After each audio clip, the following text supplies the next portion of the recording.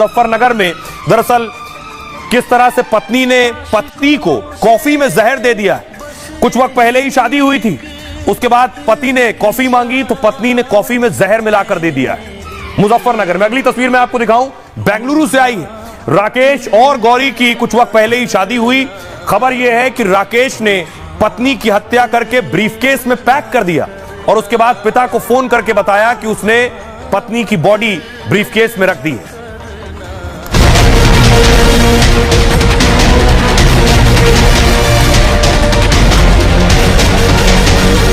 मेरठ में सौरभ हत्याकांड के बाद शहर शहर मेरठ जैसे कांड सामने आ रहे हैं। कहीं प्रेमी के लिए पत्नी पति की हत्या कर रही है, कहीं पति पत्नी की जान ले रहा है। मुजफ्फरनगर से बेंगलुरु तक ऐसी वारदातों से सनसनी मचाती है। मुजफ्फरनगर में पत्नी ने प्रेमी के लिए पति को कॉफी में जहर दे दिया।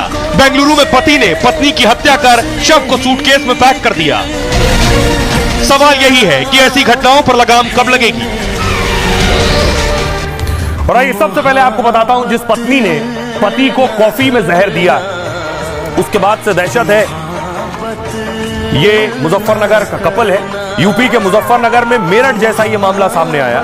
पति अनुज की कॉफी में पीने के बाद तबीयत बिगड़ गई जैसे ही अनुज ने कॉफी पी। परिवार ने तुरंत अनुज को निजी अस्पताल में भर्ती कराया। बताया यह जा रहा है कि कॉफी में जहर था जिससे अनुज की तबीयत बिगड़ गई। पत्नी पिंकी पर अनुज को जहर देने का आरोप लगा। पत्नी पिंकी ने प्रेमी के लिए पति को जहर दे दिया। 2 साल पहले अनुज और पिंकी की शादी हुई। परिवार का आरोप है कि पिंकी किसी और से प्यार करती है। शादी के बाद भी पिंकी अपने प्रेमी से बात करती थी। इसको लेकर पति पत्नी के बीच झगड़े हुए। परिवार का दावा है पिंकी ने कई बार अनुज को मारने की धमकी दी। परिवार ने पत्नी पिंकी के खिलाफ केस दर्ज करा दिया है। परिवार ने पत्नी पिंकी और प्रेमी के कुछ फोटो भी पुलिस को सौंपे हैं। दोनों के मनाली ट्रिप की तस्वीरें पुलिस को दी गई हैं। आइए अब आपको सुनवाता हूं, सुनिए क्या कुछ कह रही हैं अनुज की मौसेरी बहन और पुलिस अधिकारी। दोनों को सुनिए जरा। शादी के वही समझ लो 1-2 महीने बाद शुरू हो गया था इनका। मतलब जब भाई को पता चला था। क्या पता चला था कि इसका चक्कर है, इसकी जो ताऊ की लड़की है उसके लड़के के साथ। 25 तारीख में आया तो इसने कॉफी में पता नहीं क्या मिला के भाई को पिला दिया। भाई की तबीयत खराब हुई, भाई बहुत सीरियस हो गया तो भाई को हॉस्पिटल लेके गई। ना देखने गई भाई को एक बार भी हॉस्पिटल में, ना इसके घर वाले देखने गई। अपने घर वालों को बुलाया इसने, फिर उनकी गैल यो वहां से थाने से चली गई। एक पत्नी सन्नो और पिंकी द्वारा अपने पति अनुज कुमार को कॉफी में मिलाकर ये जहर दे दिया गया है। इसमें पीड़ित अनुज कुमार के परिजनों द्वारा दी गई तहरीर के आधार पर सुसंगत धाराओं में अभियोग पंजीकृत किया जा चुका है। अग्रिम विधिक कार्रवाई अमल में ली जा रही है। तो ये मुजफ्फरनगर में कॉफी में जहर था। दूसरी तस्वीर देखिए, बेंगलुरु से सामने आई है। आप देख रहे हैं पत्नी के शव को ब्रीफकेस में भरा था, उसके बाद टीम पहुंची है शव को घर से निकालते हुए। तस्वीर आप देख रहे हैं, फुल स्क्रीन लीजिए इसे।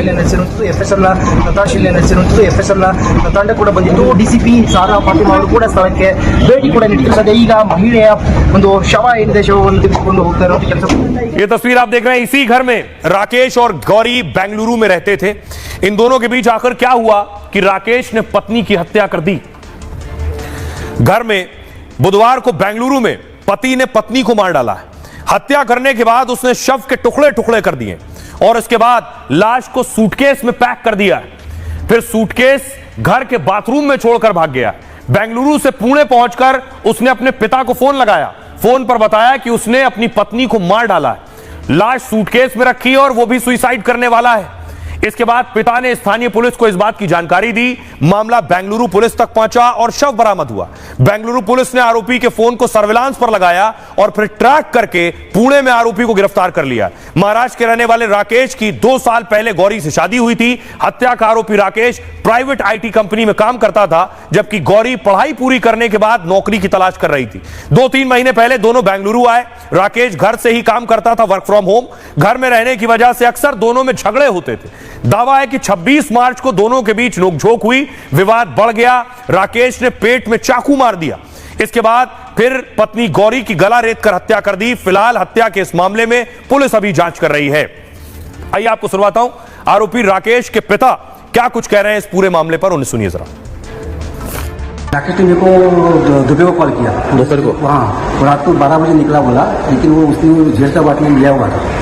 तो मैं को बोला कि मैं मेरे को सबको बोल दो, उसकी माँ को बोल दो, सब लोग को बोल दो कि मैंने ऐसे ऐसे किया हूँ करके, कि तुम उधर बेंगलोर में ये करो, बोल दो कि उसने पता, उससे पता भी था, सब भेजो उसने। क्या उसने आपको बताया था कि उसने ऐसा कुछ किया है उसके पत्नी के साथ?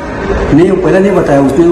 रात को दूसरे दिन जो फोन आया तभी मेरे को बताया कि मैंने ऐसे ऐसा किया हूँ और मैं भी सुसाइड करने वाला हूँ, मैं भी जिंदा नहीं रहूंगा।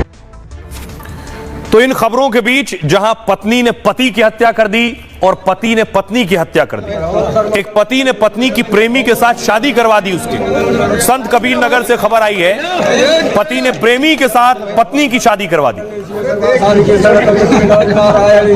आइए पूरी खबर बताऊं मैं आपको। उत्तर प्रदेश की खबर है, पत्नी ने पति की हत्या कर दी या फिर पति ने पत्नी को मार दिया हो, इस तरह की बहुत सी खबरें आ रही हैं। उत्तर प्रदेश के संत कबीर नगर जिले की एक शादी इस वक्त बहुत चर्चा में है। यहां एक पति ने अपनी पत्नी की शादी उसकी प्रेमी से करा दी।